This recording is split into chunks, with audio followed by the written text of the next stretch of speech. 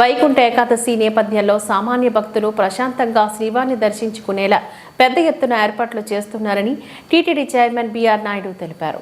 జనవరి 10 నుంచి 19వ తేదీ వరకు భక్తులు శ్రీవారిని దర్శించుకునేందుకు వీలుగా టీటీడీ అధికారులు, మున్సిపల్ అధికారులు, పోలీస్ అధికారులతో కలిసి శనివారం రామచంద్ర పుష్కరిణి వద్ద జరుగుతున్న ఏర్పాట్లను ఆయన పరిశీలించారు.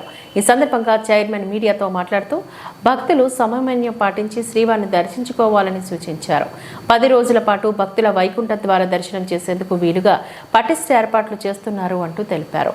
జనవరి 10, 11, 12 తేదీలకు సంబంధించి జనవరి 9వ తేదీన ఉదయం 5 గంటల నుంచి 1.20 లక్షల టోకెన్లు జారీ చేసేందుకు ఏర్పాట్లు చేస్తున్నారని చెప్పారు. ఇందుకోసం తిరుపతిలోని 8 కేంద్రాల్లో 90 కౌంటర్లు, తిరుమలలోని 4 కౌంటర్లు కలుపుకొని మొత్తం 94 కౌంటర్లలో టోకెన్లు మంజూరు చేస్తారని చెప్పారు.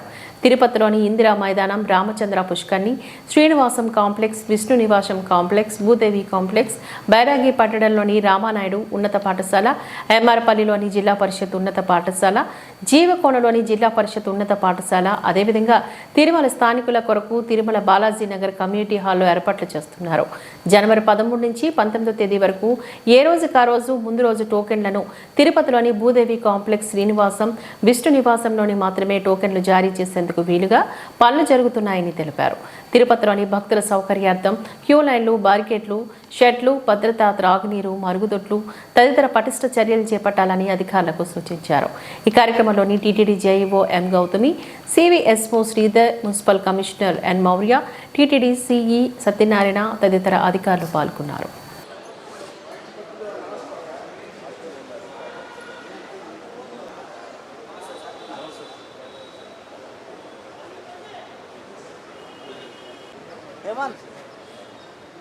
हेमंत सुरेश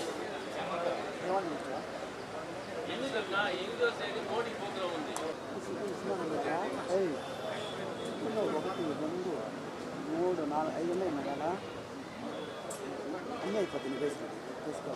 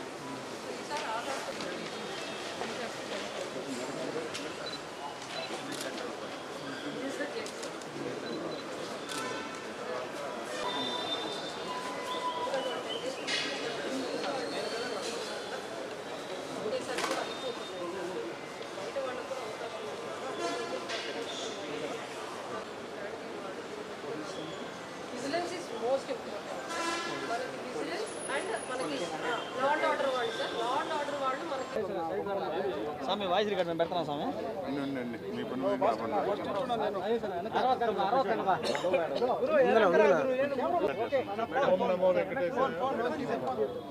ఈరోజు ఈ యొక్క ప్రాంగణాన్ని పరిశీలిద్దామని నేను హైదరాబాద్ నుంచి వచ్చాను. ఏర్పాట్లన్నీ కూడా అడిగి తెలుసుకున్నాను. చాలా బ్రహ్మాండంగా జరుగుతున్నాయి. ఇందులో భక్తులకి ఎలాంటి ఇబ్బంది లేకుండా చేయాలని అధికారులు రాత్రింబవళ్ళు కష్టపడుతున్నారు. నేను ఎప్పటికప్పుడు తెలుసుకుంటున్నాను. ఈఓ ద్వారా 8 చోట్ల కూడా గతంలో లాగానే ఏర్పాట్లన్నీ కూడా బ్రహ్మాండంగా జరుగుతున్నాయి. ఏమన్నా చిన్నవి ఏమన్నా ఉంటే ఈ 2 రోజుల్లో కంప్లీట్ చేద్దామని అధికారులు చెప్తున్నారు. కాబట్టి ప్రజలకి ఇచ్చే మెసేజ్ ఏంటంటే అందరూ 9వ తారీఖే రావాలి, 10వ తారీఖు రావాలనేది కాకుండా